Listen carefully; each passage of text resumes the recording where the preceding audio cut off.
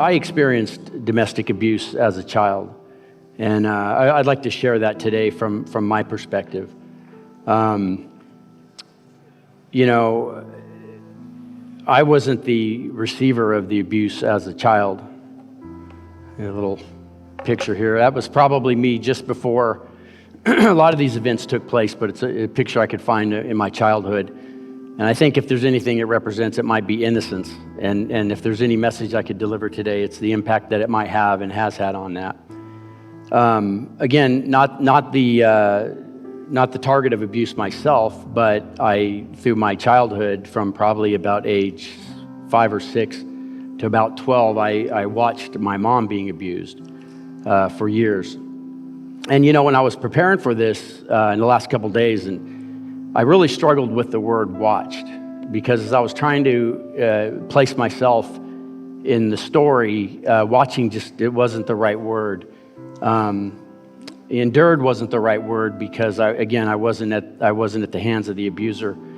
But you know, I as a little kid, I so loved my mom. She meant everything to me, and to watch her be abused, it was more than just the word watched. It was painful. It was scary. It was lived. So I grew up on the Hoopa Valley Indian Reservation up in Northern California. I was born in a little town, Eureka, fishing town up on the coast. My parents divorced when I was 3 years old. I really have no recollection whatsoever of them being together or us doing anything together, but I do have pictures. But you know, after they got divorced, I would bounce back and forth from Hoopa up in the Trinity Alps, about an hour away to Eureka on the coast, between my mom and my dad. But it was my mom who had full custody, so I lived with her pretty much full time on the coast.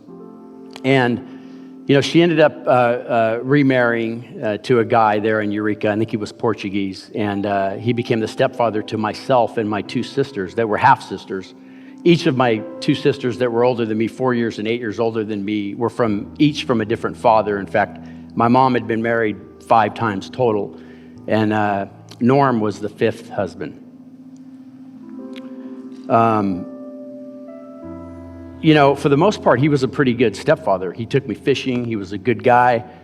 It was just when they drank, and they liked to party. They liked to drink, and then they ended up often in a fight. You know, if I look back on how it really started, you know, I remember, it's funny as a kid what you remember, but today, the smell of Aquanet hairspray still today, you know, reminds me of those times, because just as a kid, I remember watching my mom get ready, and it would usually start when you know, they would go out and they would party. And so I remember the smell of hairspray and her getting ready. And it would always end the same way. You know, she would, they'd run off, the kids would be at home, and then, you know, it always turned out the same way. They'd get in a fight at the bar, a fight at the party. She'd come home first. He would follow. Sometimes he would take longer than others to get home. But it always ended up the same. Often at times we'd be asleep in the bedroom, little small house, very small house. And it wasn't necessarily, you know, the abuse and the fighting. It was the way he brought it on. He always brought a little bit of terror with him when he came home. First thing he would do is turn on all the lights in the house, and he would turn the stereo on full blast, turn the TV on. You know, he wanted us to know he was home, and he would wake us up surely. You know, I think back, it was a little bit of Jack Nicklaus in The Shining, just without the axe, but with the fists. But still just the same as a kid. It all turned physical pretty quickly, as I recollect it. You know, sitting in the bedroom sitting in the bedroom as a kid in the dark, you know, it would start with shouting, hollering, fighting. As it would escalate, if there was anything that could de-escalate it, she would never help. I know that she would, she'd wage insults, and she certainly knew what to say. She didn't have the fist, but she had the tongue. And heck, I remember one time she even put a cigarette out on him during the argument. It certainly didn't help anything. It certainly, made the short fuse he had much smaller, and it certainly pulled the pin of the hand grenade that he was. So, fight would start, it would get physical. And again, one of the things I remember just in recalling all this was the sound. It was the shouting,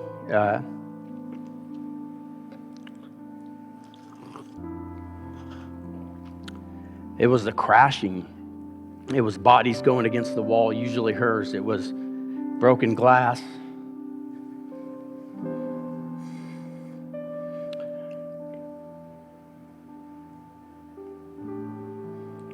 But it was a sound. It was a sound of violence. You mix all that with the sounds of kids screaming, and anyway, it was something to remember. But you know what? I didn't always stick around. I learned quick to flee and to flee fast, to call for help, get help, call the cops.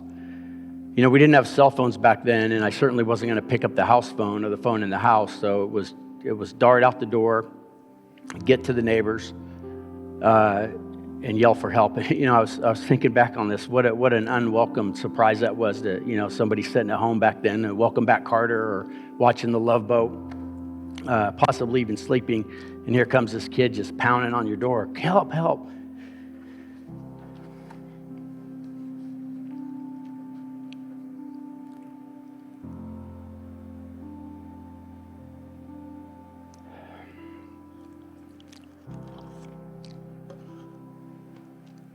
Call the cops. And they would come. They would always come. Never one. They knew who he was, so they always brought backup. I remember one time watching out of the neighbor's window as he, there must have been 4 to 5 of them, and they had him surrounded, and he was out there with the pole of a canopy bed that was my sister's, fighting them off. It was quite the scene for a kid. It was definitely quite the scene for a neighbor. And the neighbors, they all got tickets to the fight. I invited them, one after the other.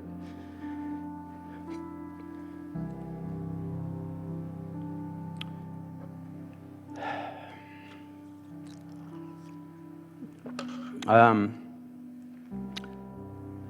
never went to the same house twice. I would always try to go to the next, or I never tried to go to the same house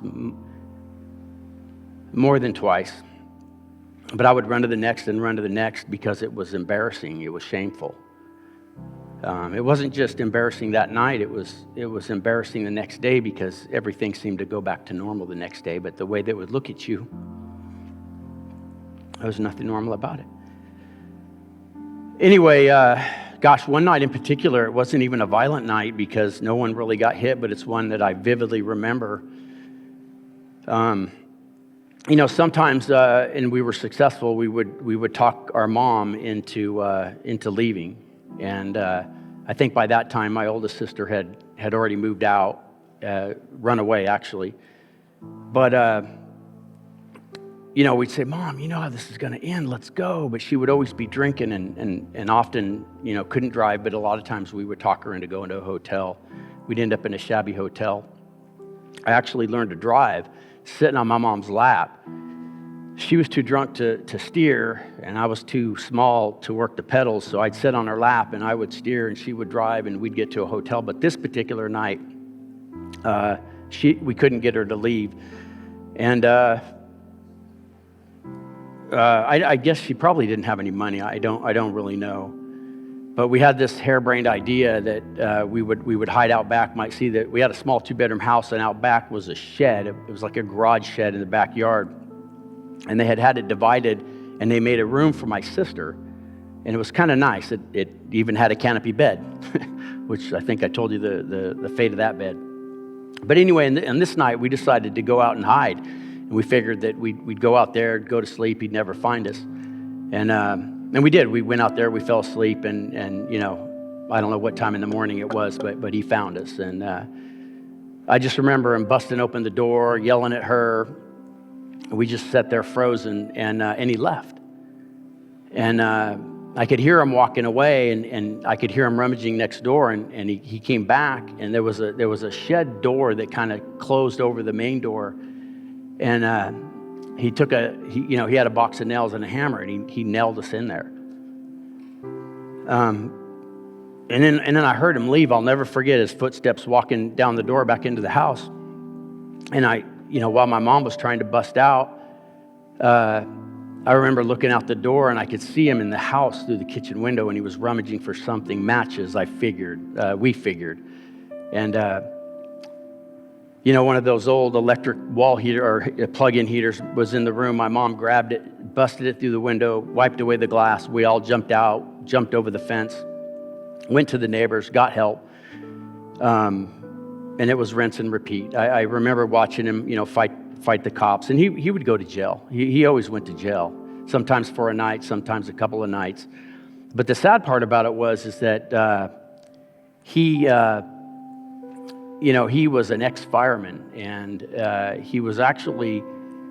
he ended up catching a lady from a burning building in Arcata, and hurt his back in the process. But he was a legend.